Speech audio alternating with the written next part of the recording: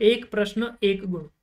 एका संख्येची 5 पट व 8 पट यामधील फरक 27 आहे, तर ती संख्या कोणती?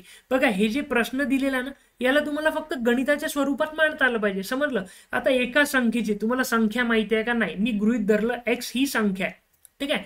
त्याची 5 पट म्हणजेच काय झालं मित्रांनो? 5x, ठीक आहे. व 8 पट म्हणजेच काय झालं? हीच संख्या, याची काय झालं मित्रांनो? 8 पट म्हणजे 8 गुणिला x, ठीक आहे.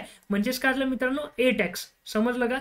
5 पट म्हणजे 5x, 8x म्हणजे 8 पट, ठीक आहे.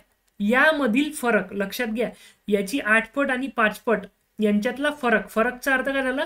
फरक दिलेला आहे 27. आता मला एक सांगा, 5 पट वजा 8 पट केलं तर पॉझिटिव्ह 27 येऊ शकतात का?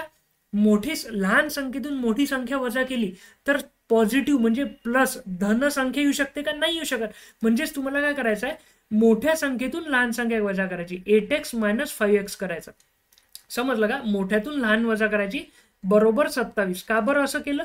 कारण की ही पॉझिटिव्ह 27 आहे, प्लस 27 आहे. म्हणून मी काय केलं? मोठ्यातून लहान वजा केली.